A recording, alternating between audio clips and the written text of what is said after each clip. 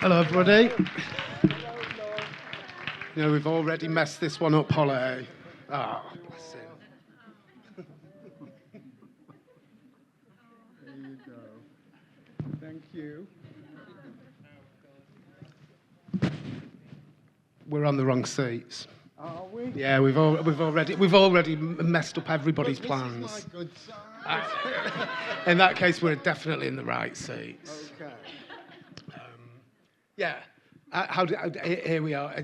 The exhibition, Holly, is absolutely fabulous. Do you want to tell me a little bit about how it happened?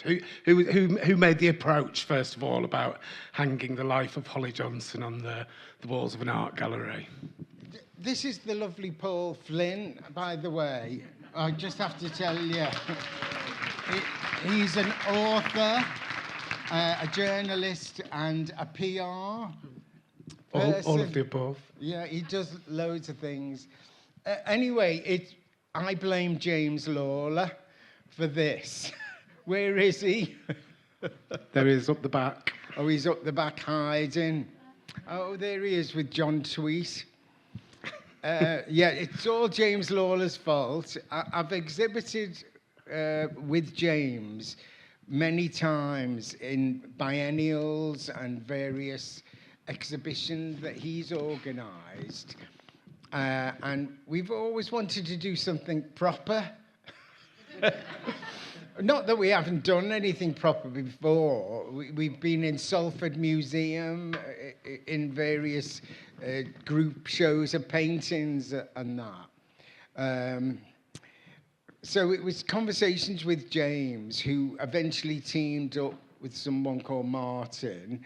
But it was really doing the Eurovision Song Contest opening ceremony that triggered the National Heritage Lottery people to cough up the money the important bit, yeah, that you need for an exhibition like this. The Museum of Liverpool said they would like the exhibition, and their team of designers, I think, have done a great job. So James, because he knew my history and the paintings that I've kept over the years, he requested those from me and certain costumes from certain videos, and we had a dig through my storage unit, didn't we, James? And how careful have you been? I mean, I know you are one for keeping most of your archive. I'm a hoarder. She's a hoarder, basically. It's the long and short of it. So I've got a lot of stuff in a storage unit in Wandsworth. How often do you go down to that storage unit? Not very often. I used to go more, but now it's an unmanned storage facility. And there used to be these great, like, big beefy lesbians in there who would break into my storage unit for me when I'd lost the key, which I was actually always doing. I can imagine it was quite a frequent occasion, it was. Wasn't it? Yeah. But unfortunately, they've gone now. It's unmanned, and there's an app, and you have to get in with an app. It's really tricky. Let's get back to the serious stuff. How does it feel like looking back on a life through with this kind of curatorial eye? You're going to tell the story of what your art has done and the serious implications it's had out in the world as well.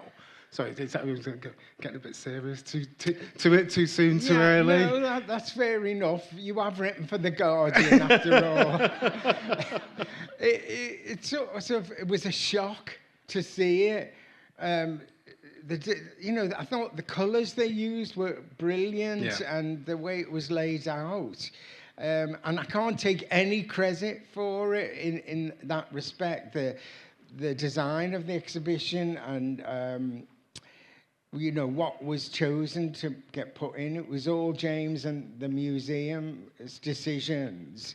And I was just made up when I first saw it. There's sort of key moments in the exhibition, like the video for Yankee Rose, And So chosen this. I know this was one of the images that particularly meant a lot to you as you were going through. Well, this was my first solo single on the Eric's label. Do you want to date yourself with a year here? Sorry? What's the year? Oh, it must have been about 1979. Or 80 even, I'm not sure. It was recorded at Amazon Studios in Kirby, and this is post Big in Japan. This is just after Big in Japan. Jane Casey had a go at them, Eric, saying, "Come on, you should do a single with Holly. You know, he's been writing loads of songs," and she sort of pushed that, and she was highly respected in the whole echelon of Eric's, and quite rightly, and she was one of the first people I met in town when I was sagging school from the collegiate. She was in the window of A Cut Above the Rest with a shaved head, painted silver, wearing a silver boiler suit and black lipstick. Fabulous. And she ran out of the shop. Me and my mate Peter, who was a stunningly gorgeous Bowie-esque creature, we used to walk past the shop just to look at her. And she... How old would you have been at the time? 14 in our school uniforms. Yeah. And her and Pete Burns, who was the Saturday boy, ran out of the shop and said, "Who are you? We think you're great. You're so camp." You know, schoolboys in mascara, sort of thing. And so Jane was like an important figure in my life at that time. Do you think seeds are planted when you're used to being looked at as perhaps somebody that people notice in the schoolyard? You mean a walking freak show? Is there an idea of yourself as a performer? Does it cultivate? Does it turn into something when you're used to being looked at? Well, I don't know. You know, I was an effeminate little queer boy, basically, from a young age, a bit tubby, and with dark red hair, and there was an otherness about me. Like, I remember when I was about 4 or 5 in Rathbone Road, waving at these men in uniform across the road. And while my mum was walking up the road to do the shopping, and she was looking round for me, and here I was waving at these territorial army men in uniform because I was fascinated by them for some reason. A fascination that didn't dim. Well, there you go, men in uniform. So there was an otherness about me, and I'd get picked on in school, and our Claire would be defending me in the school. "You're always picking on him," even to the chief dinner lady. I remember you telling her off. There was always this otherness. Do you think that was your sort of that was what led you down the road of art?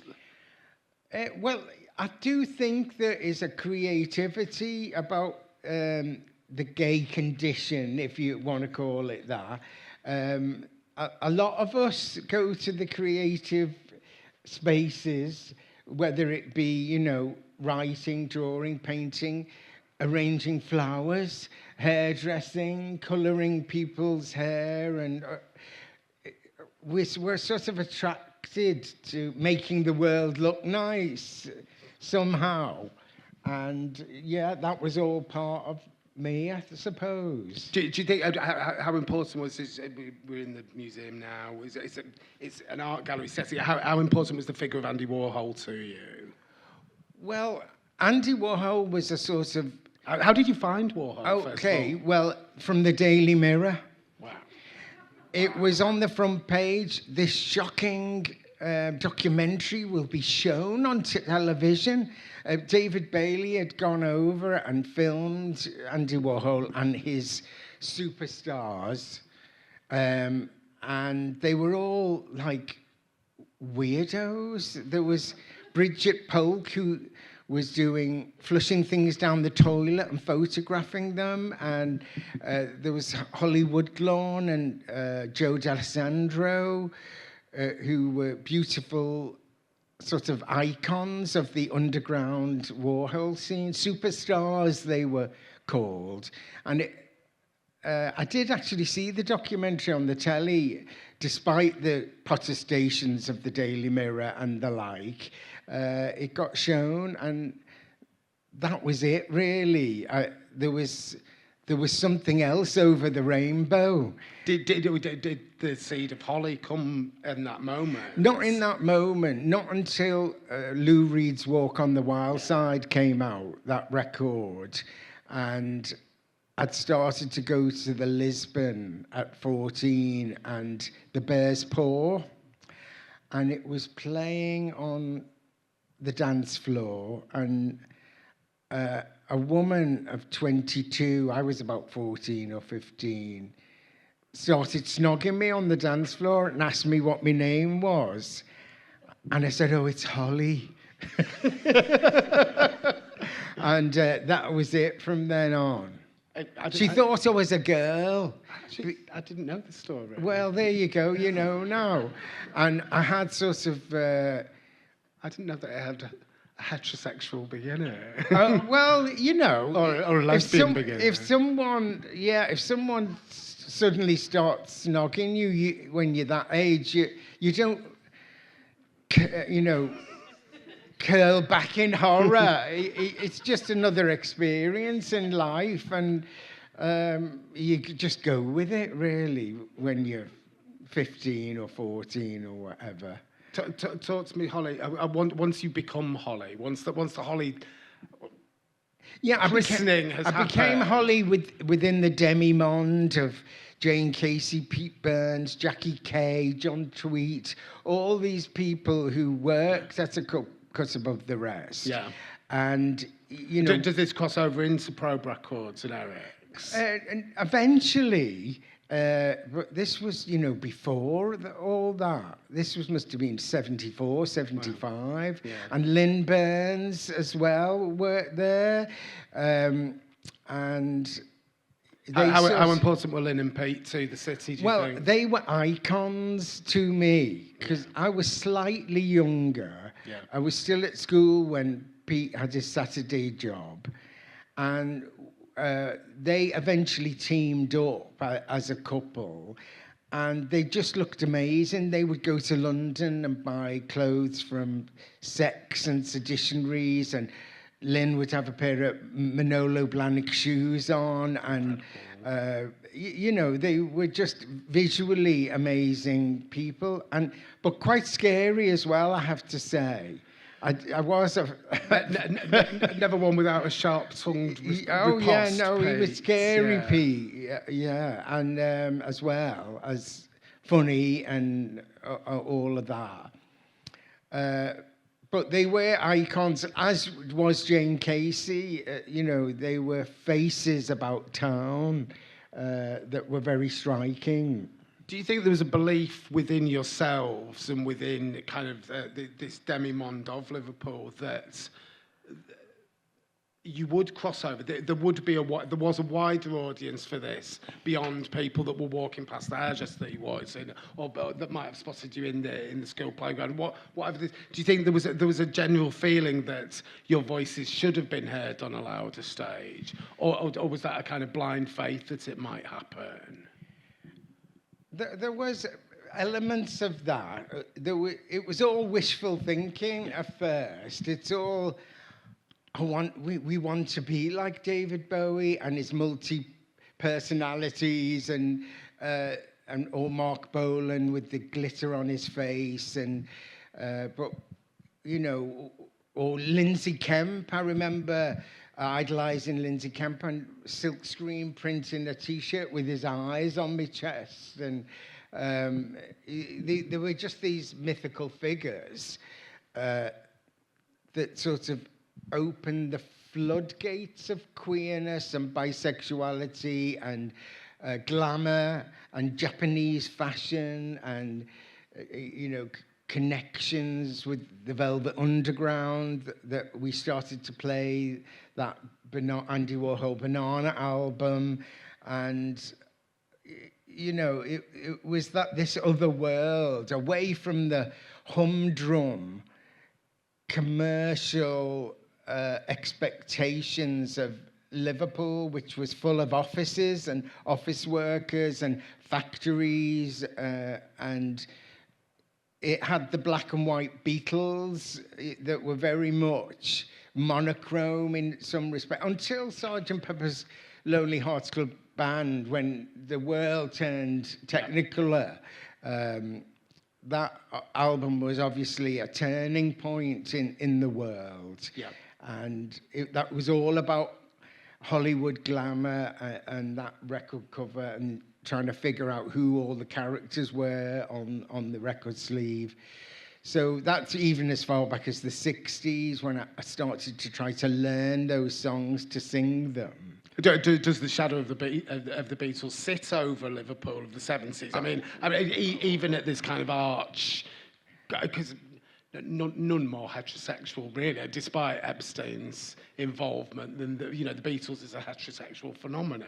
Well, it is, but designed by a gay man, their manager, who said, "Take those leather jackets off and wear these P.R. Cardin suits, darling. You know, you're going to be marvelous." Yeah. Which, you know, pop has that kind of blueprint. There was Larry Parnes who did that also, and another, you know, queer or gay or however you want to identify figures. Yeah. So there was a shadow of the Beatles, but there was also the idea that it was possible to be a local person from Wavertree, where we lived by then, and do things in the world of show. And Scylla, of course, you can't forget her, and Ken Dodd, whose exhibition preceded this one. Incredible. Yeah. And even Jimmy Tarbuck, who is, you know, divides people. And Jerry and the Pacemakers, of course, who don't get as much mentions as they should. What's talk to me about Big in Japan. When the Big in Japan moment happens, what does that teach you? What are the great lessons of punk for you? Well, yeah, Big in Japan was sort of post-punk, that new wave art school, sort of art pop. And it was Deaf School, the band who had won Battle of the Bands of the Melody Maker, who were the art school band. They were part of Eric's and the creation of it. Their manager, Ken Testy, Roger Eagle, and Pete Fulwell started Eric's, and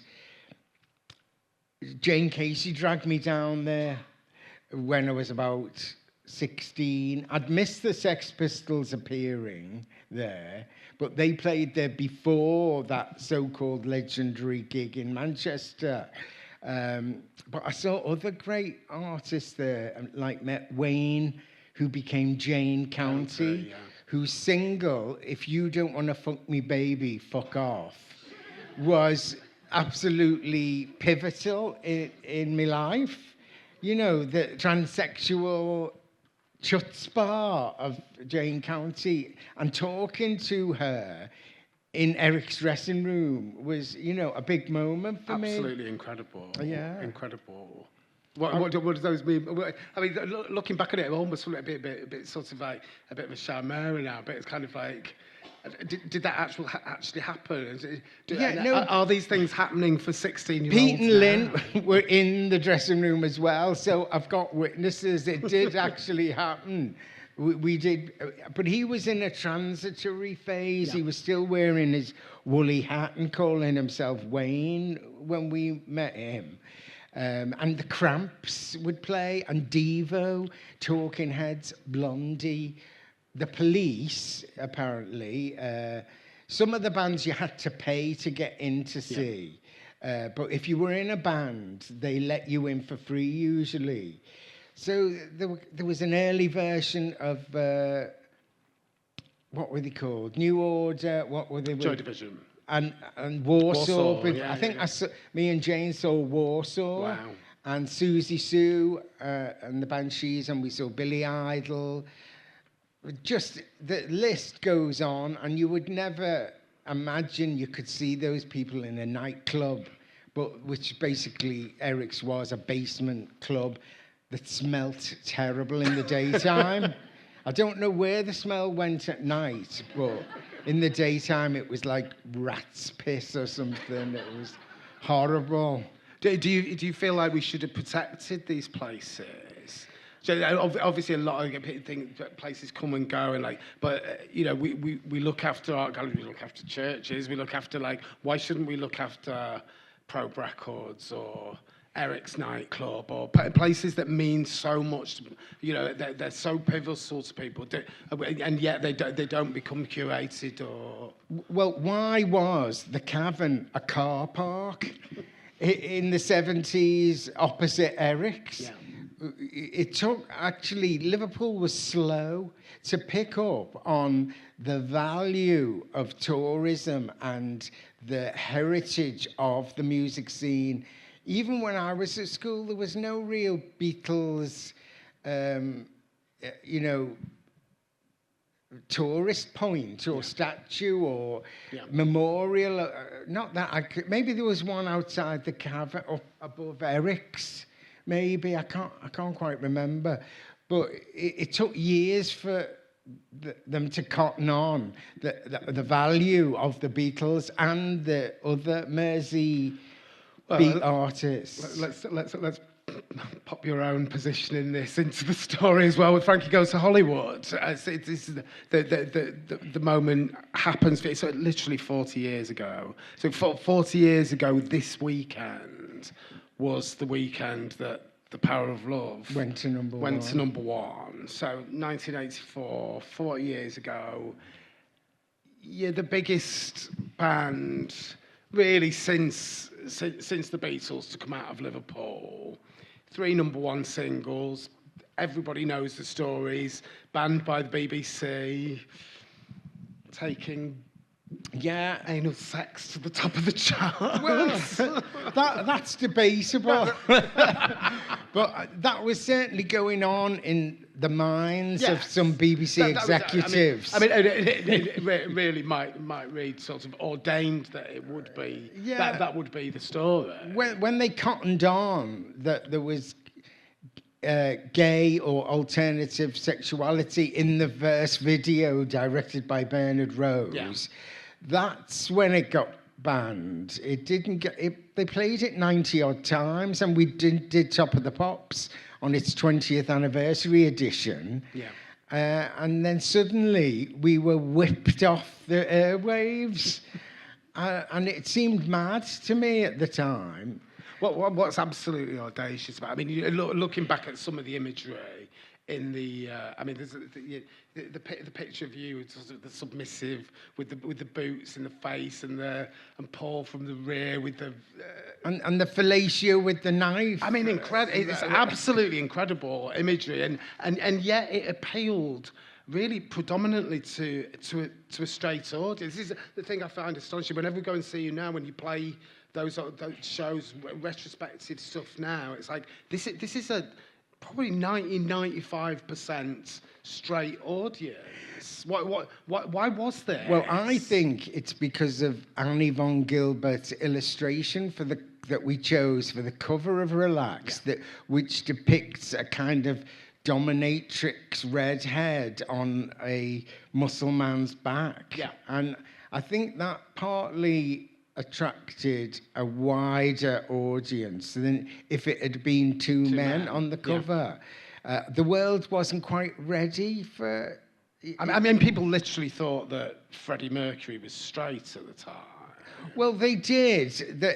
Obviously not everybody thought this. I have to qualify that, though. He did answer a question in the New Musical Express.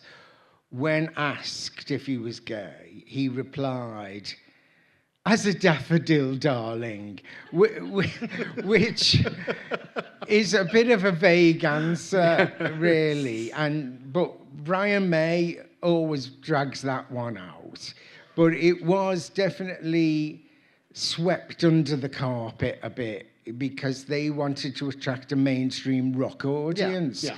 And he was a sort of hippie rocker with a fur coat and nail varnish when he first presented himself. But bisexuality was brought to the fore by David Bowie and Angie Bowie, who enabled him to claim he was gay because he had a wife and child. Yeah. And that was his sort of get out of jail card in those terms. Yeah, now I'm losing my track. It almost seems astonishing to think back now how dangerous the idea of homosexuality seemed in the public imagination. It literally seemed like there was nothing worse that you could be. I mean, you know, well, it only just been in 1967. Partially legalised. Still only just legalised in Scotland a couple of years earlier. Yeah, there were some key moments on television, like A Naked Civil Servant, and the documentary Johnny Go Home in the 70s that affected us all and our attitudes towards homosexuality. You were either a flaming queen or a bit of rough who'd ran away from home. You know, there was no normalizing of homosexuality or bisexuality or whatever you want to call it.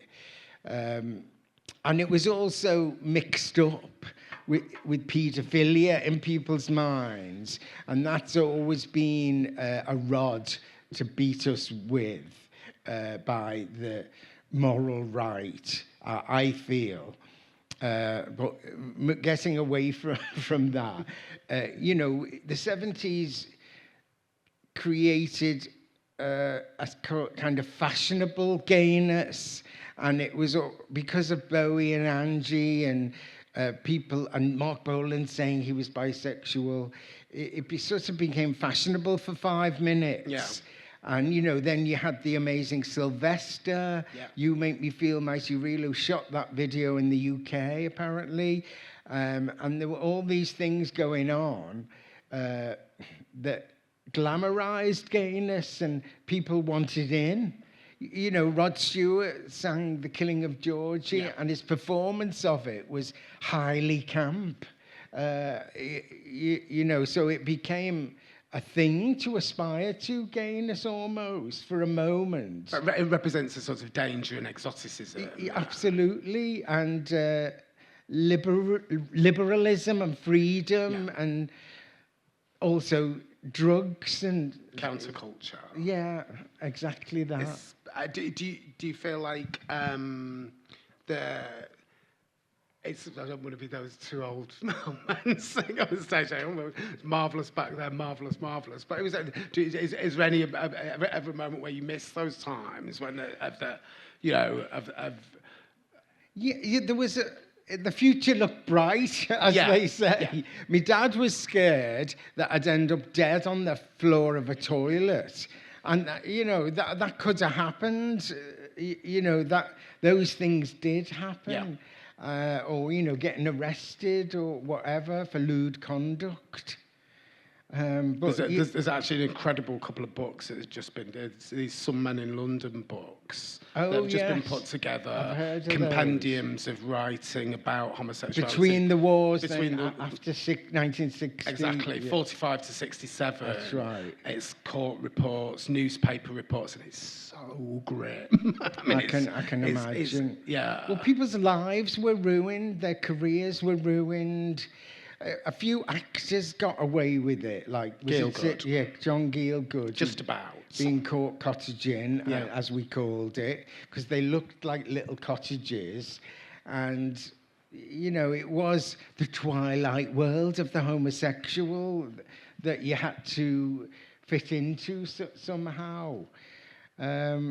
Of course, the next great. We should say this because tomorrow is World AIDS Day tomorrow. Absolutely.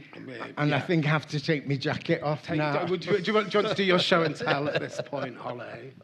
Holly is wearing a piece of art. Stroke fashion. Yeah. Designed by Dr. Nocky. Dr. I believe, Nocky. Yes. Oh. And with the message. It was a T-shirt by some Irish people. Thank you. So, they're called Pos Vibe, and they're on Instagram. And I did a podcast for them about a year ago, and for World AIDS Day. And they gave me this T-shirt which says "You equals you," which is undetectable equals untransmissible. And it's a very important message just to let people know that a fully medicated individual with HIV can't actually transmit HIV to another person. And it's an important stage in the story of HIV, with the onset of combination therapy that saved my life in 1996. And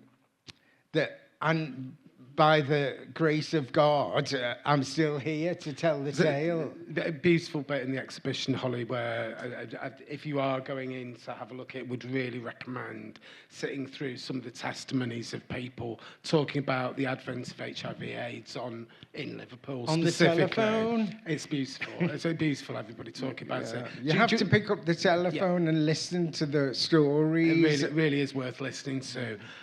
Do you want to talk a little bit about, without getting too, just tell me if it's too much, but about particularly the effect that the tabloid press had on, because when you were first diagnosed HIV positive, this was a story that you were going to control. It was your story to tell. Well, I was hoping to control it, but it's come out in a positive way. Yeah. I'd had talks with Regine Moylett, who was Frankie Goes to Hollywood's PR, and she arranged a meeting with me and a journalist called Alan Jackson. And at the Times, I believe. Well, the Saturday Times, he wrote an article for, and it took me about 18 months to assimilate the idea that I was HIV positive, because I was in hospital a lot, going back and forward. And, you know... Had you lost people at this point? Oh, I'd lost my best friends, Jed Parker from Kenny, and who was born the day before me. I'd lost him, and my flatmate Colin, not Colin Rothwell, Colin Cliff, who was a fashion designer, a Welsh farm boy who did fashion in Liverpool, and I lost him. I lost them actually. They lasted till about 1991, just before I was diagnosed. They lived too. But they were young, beautiful, healthy, talented men. And, you know, I can no longer ring them up for a chinwag. And not a whole generation, this happened to, of gay men. And it's important to commemorate them and not forget, and almost live a life for them, I think. So it's very emotionally moving for a lot of people who were involved in HIV care, because the people then who were at the forefront of the epidemic were having to deal with constant death, depression, families who would forbid the partners of gay men to, see them or come to the funeral, or there was lots of... There was almost layering taboo on top of taboo on top of taboo. Yeah, that were all seemingly unnecessary. Yeah, and it wasn't... getting in the way of just people being looked after. Oh, absolutely. And it wasn't really until Princess Diana went and hugged a man with AIDS on TV, that feelings softened towards the afflicted,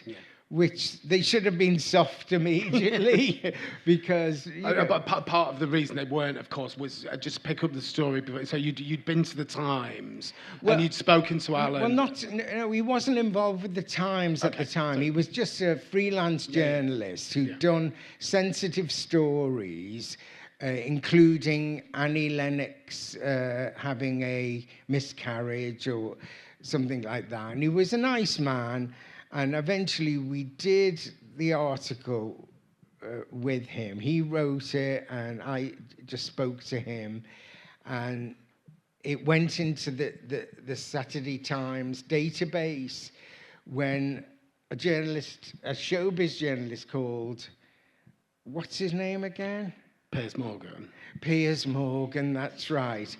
Accessed the interview and scooped him in that newspaper that we don't say the name of here, and sensationalized the story and printed it on the Thursday before the Saturday when it was meant to come out. And they doorstepped me mum, and they doorstepped me, and Aunt Claire was there when they doorstepped me at my home in London, and it was a nightmare. You know, suddenly there was a great stigma attached to me as I walked down the street, and it was a very weird position to be in. An absolute disgraceful time for the British press as well. Well, it and was. when you look back at those times now, when you look back at the reporting, when you look back at it's absolute disgrace. Yeah, well, and those people walked away with no stigma on for their names. The editors that printed those stories, the lies that were told. Piers Morgan was promoted in the organisation and became the editor of the News of the World. Andrew Neil, who suggested as the editor of the Sunday Times that AIDS was caught from sniffing poppers, and there was no correlation with the HIV virus, and printed that story in the Times, becomes one of the premier voices of British political thinking. Yeah, it's and absolutely astonishing. And Julie Burchill said, "Oh, put them on an island all together; they'll be fine." It was a mad time. Yeah, it was a mad time. Is part of what happened as a result of that. You discovering your own artistic voice, making the decision to go to art school. One of the amazing things. Sorry, I feel like I'm not. I don't know what time. How long have we? I feel like I'm just having a chat in your front room here. We've got 5 minutes. Okay, so we are going to throw out audience questions as well. Oh, we better do that now, you know. I just want to ask about your own art, about your own art. Okay, well, I'd always made my own art on the choir. I'd applied to art school just before Frankie released Relax, and I got in at the foundation here, and because I was sick of signing on the Social Security for years and being in bands, and I wanted a grant like all my mates. And, you know, I like painting and silkscreen printing, made T-shirts and things. So I didn't get to go to art college. I got to do Frankie Goes to Hollywood instead. I guess an art project. You get a first class honours degree. Well, there you go. Thank you very much. So I did go back to art college. I carried on painting and making collages, and I did have an exhibition in about 96 in London, and also started exhibiting at the Liverpool Biennial with James eventually. So I did go to the Royal College of Art and do printmaking for a couple of years, and that was, you know, living out my art school fantasy. So that was good. So was there anything else you'd like to ask me, Paul? Was there anything else you'd like to talk about, Holly?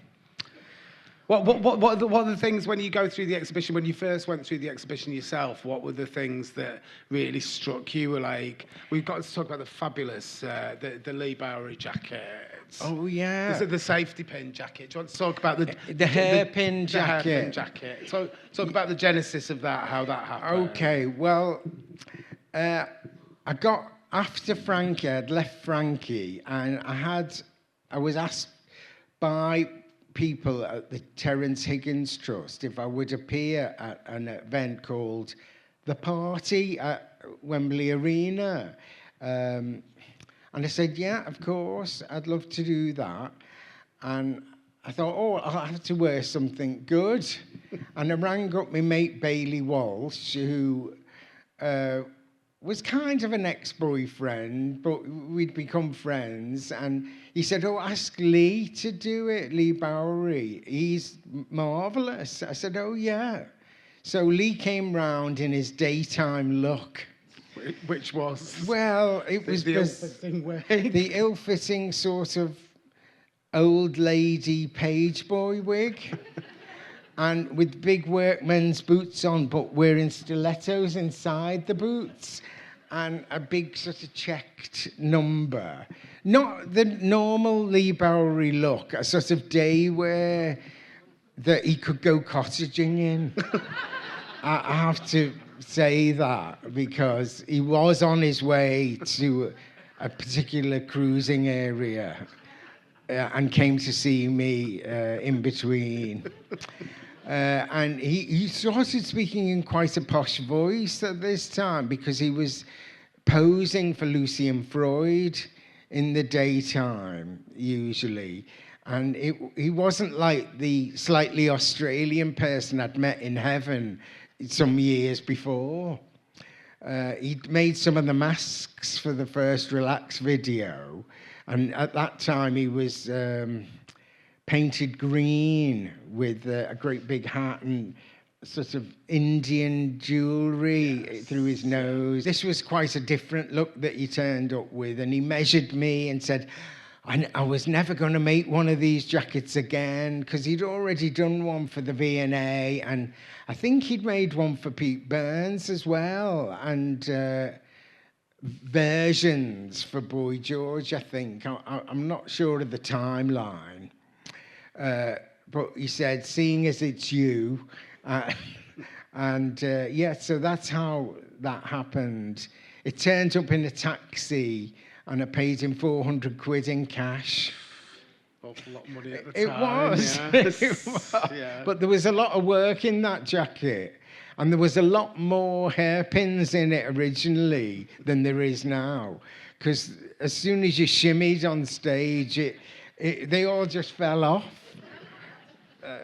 But, you know, that's the story of the Lee Bowery jacket. Are you excited? Oh, about and that? Bailey Walsh is in the photo next to the jacket, dressed up as a topless cowboy. Because he had been a dancer, but ended up as a film director and the director of Abba Voyage.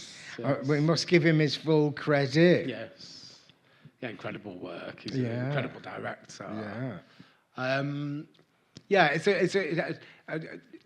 How many more exhibitions? Is there any plans for this for it to tour the exhibition? Do you know? I've no idea. Someone would have to take it on, wouldn't they? I mean, that would be.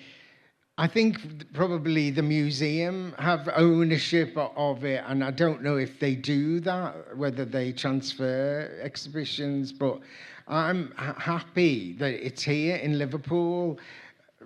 It's a great honour for me. It's the rightful home, isn't it? Being in my hometown and, you know, feeling not like an old relic, but having the acceptance of my hometown. It's like getting the keys to the city for me. Brilliant. You know, I'm really chuffed that it is here. As soon as you walk out, there's the live birds. It's like, yeah, It's a beautiful location. It really is. It really is. Listen, I think it's time we should ask. Thank you so much, Holly. That was absolutely brilliant. Thank you.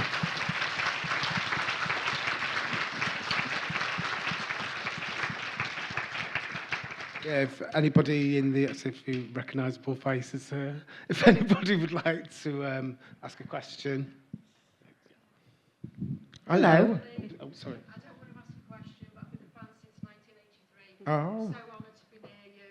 Oh. I love you to bits. Thank you very much. That's lovely.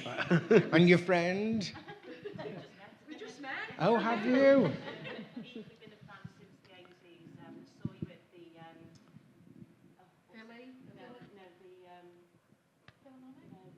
Billy? The pier head. Oh, yeah, Oh, the Eurovision. Never asked about you. Oh, well, thanks. It was a bit weird, that event, you know. We were only allowed to do one song. And they chose the song as well. We couldn't do Relax or The Power of Love or Two Tribes. But it was great to do, and you know, everyone got on quite well, and there was no friction. It was the first time you performed together in 37 30, years or something. Yeah. And we all went to the Bridewell where we used to rehearse afterwards, and we saw the Leather Pets, Marie and Julie Muscatelli, who were, you know, part of our visual image in the early days of Frankie. But they missed the train to come and do the first video, and they were sort of suddenly not in it anymore, which was a bit sad, but there you go. We'll see you in June. Okay, at the M&S Bank Arena. Do you know what date it is? 21st. Well, okay, well, I'm made up. Unfortunately, Billy Joel will be playing Anfield that night. Kick him off. Oh, I know. How very dare he? Question up the back here, I think. Hiya, Holly. Hi, Paul. Hiya. Likewise, we're probably all the same, aren't we? We've all been fans forever, and it's great to have this opportunity to say hi. Hello. My question just refers, is it Paul? Sorry, I think you mentioned the Twilight Zone. The Twilight World of the Homosexual. That was it, yes. I was going for the short version, but you're right, Holly, that. I grew up in Chester, which, as I'm sure you all know, is so incredibly diverse. And posh. Well, you know. Quite posh. Yeah, you can take the girl out of Chester. But Didn't you have a Waitrose and... oh yeah. We've got one in Northwich as well, so we've really lovely. landed. Yeah, come and have a look. So my question, going back to the Twilight environment, when we grew up, and I'm a little younger than you, just a couple of years. Oh, I can tell. Thanks. But it was all very exciting and dangerous and exotic, wasn't it? We didn't quite have the same amount of characters you had here and in other places. But do you think the younger LGBT, etc., plus generation kind of missing out a little bit because it created a sort of special vibe, didn't it? Well, they don't know they're born, do they? Let's face it. you know, there was so much work done by other people that they'll never know. You know, and they're lucky to have RuPaul's Drag Race and, you know, a whole world of celebrity that goes with that.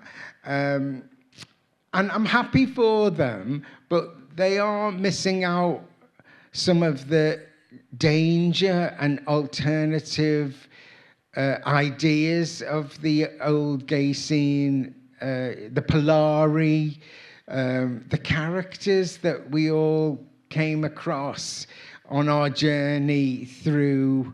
Like I remember meeting a lesbian couple in the ladies' toilets of the Masquerade. And one of them said to me, "My name's Jean, I'm a ship girl, you know. I go on the ships for money and I come down the gangplank at the end of the night with walking like this."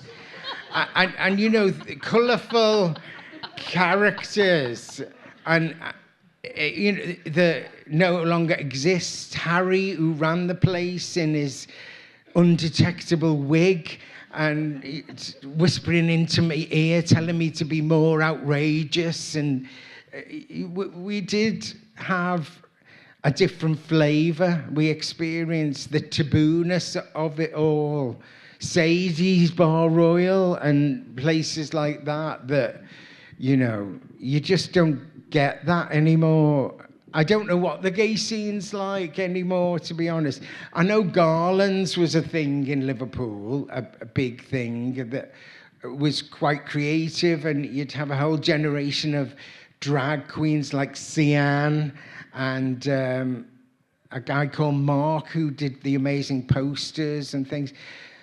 Things change, and we've become mainstreamed with the advent of gay marriage and civil partnership. And it's almost not enough now to be gay, to be special. You know, you've got to be non-binary or trans to make any, to ruffle any feathers with people. And I don't understand why that ruffles so many feathers, but it does. Thank you. You're welcome. Got a couple more here. Yeah. Thank you. I've not seen the exhibition yet. I'm going after this. Okay. But exhibitions, and it sounds like it's quite retrospective. What about the future? What's Holly's creative future going to look like? Well, that's really hard to say. You know, no one knows how long we've got, and I've lived with that for quite a number of years. And I used to plan things a lot more, but now I forget what I've just done and where I'm going. You know, my mind is not as sharp as it used to be. I fully admit it.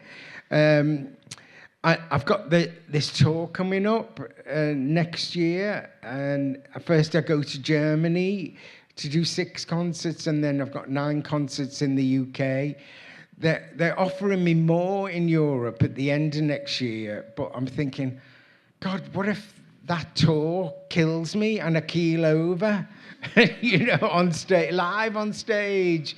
Who was the comedian, Tommy Cooper? You know, you just don't know the minute, as they say in Liverpool. So I'm hoping I enjoy performing and hoping I get to do a lot more of it.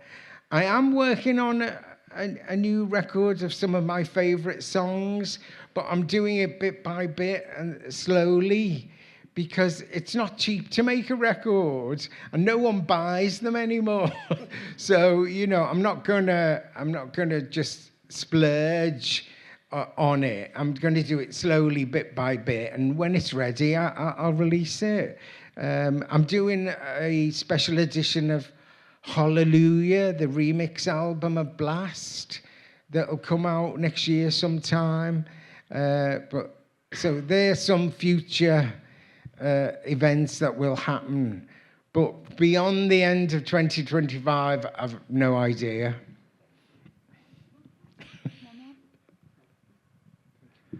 Hiya.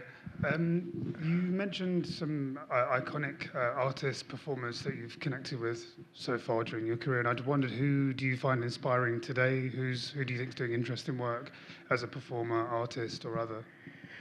Well, on Sunday I went to see Anoni, who was Anthony and the Johnsons. The I Am a Bird Now album had a great effect on me. I love that record. He's got a beautiful voice, although some people find it totally depressing. I actually love the sound of his voice. And so I saw him do a set of Lou Reed songs on Sunday at the Festival Hall in London. And while I was there, I went backstage afterwards, and John Grant was there, whose records I listened to, and Liz Fraser, who appeared last night with Massive Attack here in Liverpool. But I didn't go to that last night. I went to see Brad Keller at the Philharmonic Hall. He's a young Scouse fella who won Series 2 of the piano. And his technical and ability in playing the piano is incredible. And some of his compositions are beautiful. So I try to keep my ear out for new things that I like, but I'm not obsessed with the modern music world in the same way as I used to be. You know, I listen to new things if people suggest them to me, but I go back to playing Young Americans or by David Bowie or Ziggy Stardust or Electric Warrior by T-Rex a lot, because they were that was the music that inspired me to make my own music. Roy Orbison is another person that I really like listening to. You know, I'm an ass now, as they say. So, you know, I like the nostalgia of older music, and I'm interested in new things, but mainly if they've got a twist to them or something alternative that attracts me. Give me a gay singing and I'm happy. Whether it be, you know, a female get like Dusty Springfield, or, you know, or the girl from Portishead, or I like that type of music, I suppose. Any more questions? Oh, there's another one. Hello. Hello. I would just like to thank you, like that lady at the front, because Welcome to the Pleasuredome was the tracks of my youth, and it's still probably one of my favourite albums still, and I'm early 50s, so it's kind of come a long way since I was 12 years of age when it kind of came out. But where did the band name Frankie Goes to Hollywood come from? Wow. Okay, so there was a previous version of a band I was in after Big in Japan and after I did solo singles for Eric's. And it consisted of Ambrose Reynolds, Steve Lovell, and Phil, the drummer. I forget his second name. And we were rehearsing in Hamby's rehearsal studios. Hamby and the Dance was another Liverpool group. And there was a book called Rock Dreams that had paintings, illustrations by an artist called Guy Pilar. He was Belgian. And he did Diamond Dog's record cover by David Bowie, where David Bowie is depicted as a dog, strangely. Anyway, there was a page had fallen out of it, and it was stuck on the wall. And it was an illustration of a newspaper headline and a picture of Frank Sinatra getting off a plane, being mobbed by Bobby Soxers, they were called back in the 50s or 40s. And the headline was Frankie Goes Hollywood. And I'm amazed you don't know that story, because I've told it a million times. So there you go. That's where I got that name from. The book was called, what was it called now? Put me on the spot. It was something like Rock and Roll or Hotel Babylon. I can't remember. Sense, yeah. You look, it used to be on my website, the whole story, but we're reconstructing at the moment. Aren't we, David? The subtext. There's another question down the front. Hi, Holly. Hello, I'm Where here. are you? I'm here. Oh, are you? Hello, we've met before at the Radio 2 gig after the show. It was really good. My question, I'm a hospital radio presenter. I think you might probably already know that. But if I invited you on my show, which you're always welcome, and you had to pick a record to play, which would you pick and why? Forget Your Troubles, Come On Get Happy by Judy Garland, because I know from being in hospital quite a few times myself, it's a miserable place to be, and cheerful songs, please, I think is the important thing. Yeah. But Dave Monks used to be on hospital radio. Do you know who that is? He works for BBC Radio Merseyside. And it's a great place to entertain people who are at a low point. So well done, you. Amazing. Thanks. I think if there's no more questions, we should. Oh, sorry, do you want to?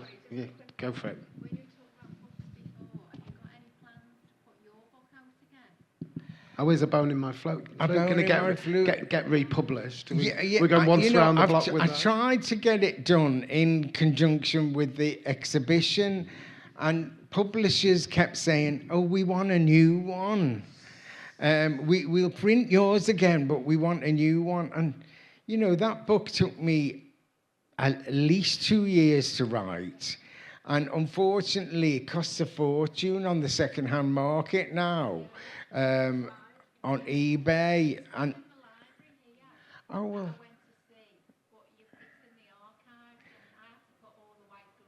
Oh wow! God, You're a museum paster. You're aging me here, love.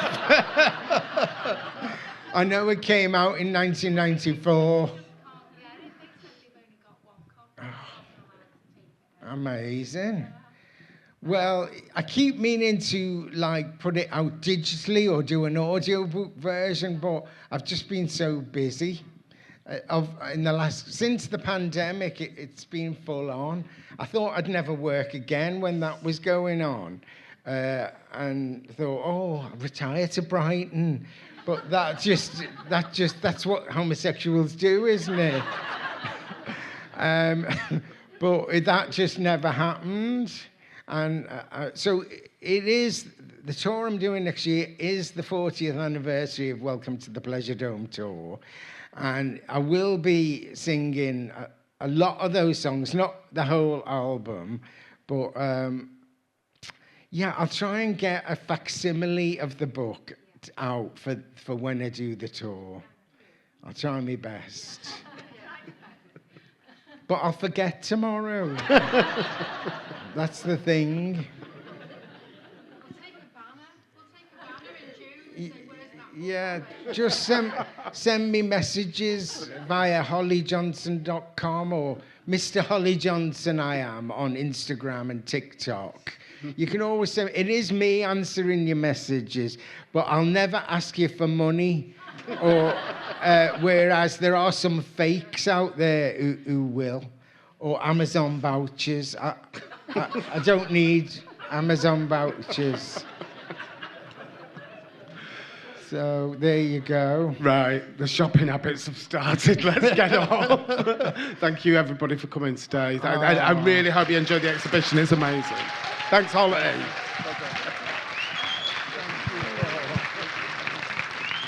Thank you very much.